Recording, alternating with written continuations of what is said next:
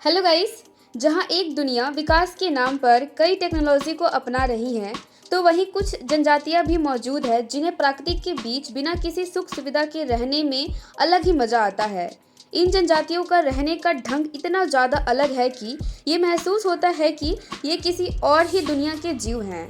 अब भला आप खुद ही सोचिए, अगर किसी के ऊपर थूक दिया जाए तो वो उसे अपना अपमान समझेगा, लेकिन अफ्रीका के रहने वाले मसाई जनजाति के लोग इसे आशीर्वाद के रूप में लेते हैं। सिर्फ इतना ही नहीं, ऐसी और भी कई सारी जनजातियां मौजूद हैं जो जंगली और खूंखार जानवरों से भी ज़्यादा खूंखार हैं और इनके नज़दीक जाना यानी कि अपनी मौत को बुलावा देने के बराबर है। आवा ट्राइब्स। जब अमेज़न रेन फॉरेस्ट के सबसे खतरनाक जनजाति की बात आती है तो उसमें सबसे पहला नाम आवा ट्राइब्स की आती है। इस जनजाति के लोग के पास अच्छी खासी ज़मीन है रहने के लिए और इस जनजाति में करीब 350 से भी ज़्यादा लोग रहते हैं। लेकिन सबसे बड़ी दिक्कत ये है कि इसमें से 100 से भी ज़्यादा लोग ऐसे हैं जिन्हें बाहरी दुनिया से संपर्क करना बिल्कुल भी पसंद नहीं है और ये खतरनाक भी बहुत होते हैं। लेकिन अब आपको ये बात अच्छे से पता होगी कि इंसान चाहे जितनी भी खतरनाक क्यों ना हो, सत्ता की ताकत के आगे किसी की भी नहीं चलती।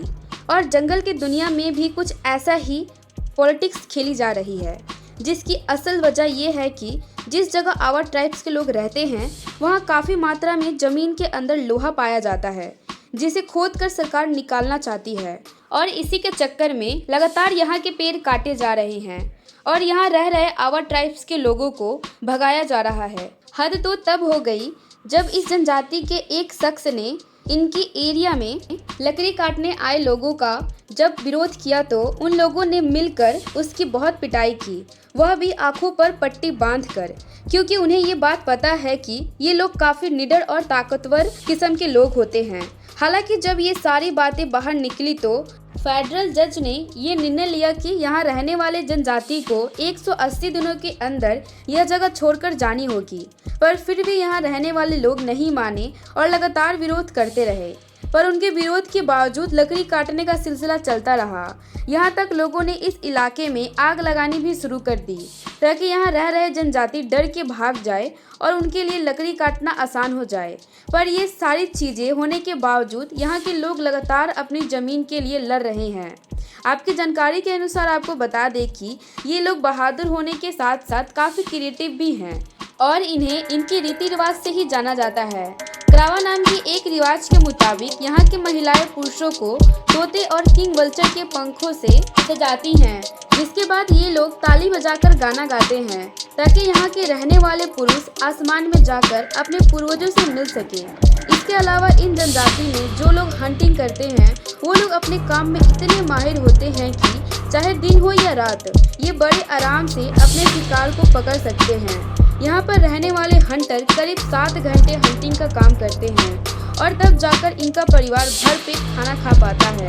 अधिकतर ये लोग अलग अलग ही शिकार करना पसंद करते हैं ताकि ये लोग अलग अलग जगहों पर फैलकर ज़्यादा से ज़्यादा शिकार कर सके। तो गाइस, वैसे तो इनके पास शिकार करने का एक और तरीका है जहाँ ये लोग पेड़ के बिल्कुल टॉप पर बैठ जाते हैं और इंतज़ार करते हैं। जैसे ही कोई इनके नज़दीक से आता है ये तुरंत ही पेड़ की ऊंचाई से वार करते हैं और उसे घायल कर देते हैं, जिसके बाद उसे अपने कब्जे में ले लेते हैं। आवा ट्राइब्स के लोग जाले का भी इस्तेमाल करते हैं ताकि ये लोग अपने शिकार को फंसा सके और जैसे ही इनका शिकार फंस जाता है उस पर वार करके घायल कर देते हैं।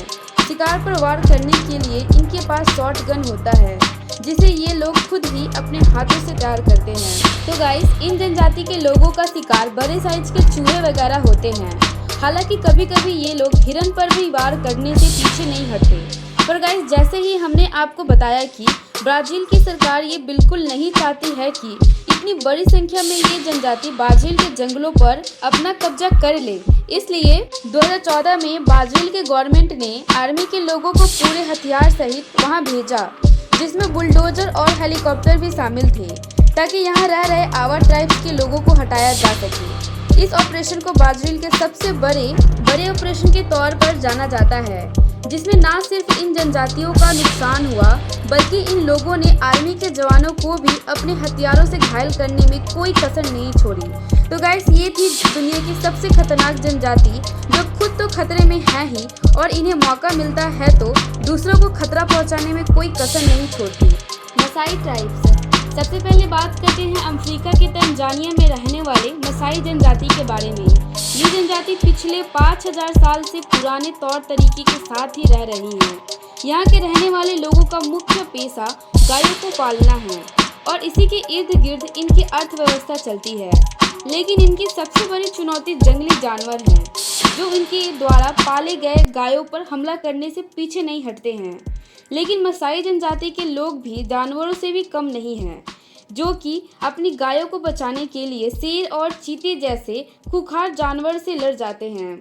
और अब बिना किसी हथियार के इन खूंखार जानवरों से लड़ना तो आसान बात है ही नहीं, लेकिन इन लोगों के लिए तो ये रोज का काम है, जिन्हें इस बात से रत्ती भर डर नहीं लगता है कि सामने वाला जानवर इनका क्या करेगा। इन्हें तो बस यह पता है कि इनकी अर्थव्यवस्था गायों पर निर्भर करती है और गायों को सुरक्षित रखना इनका सबसे बड़ा फर्ज है। लेकिन इसका ये मतलब नहीं है कि मसाई जनजाति के लोग फालतू में शेर और चीते जैसे जानवरों को मारते हैं।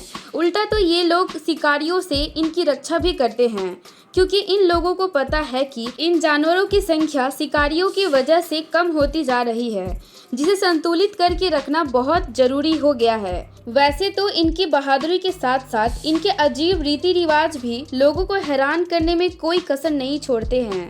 इस जनजाति में जब किसी लड़की की शादी होती है तो विदाई के समय उसके ऊपर थूका जाता है, ताकि लड़की के परिवार वालों का आशीर्वाद हमेशा बना रहे और वो खुशहाल जिंदगी में आगे बढ़ सके। तो गाइस, इन जनजातियों के बारे में आपका क्या ख्याल है कमेंट सेक्शन में ज़रूर लिखिएगा और ऐसी वीडियो के लिए वीडियो को लाइक शेयर सब्सक्राइब ज़रूर कीजिएगा। मिलते हैं अगली वीडियो में।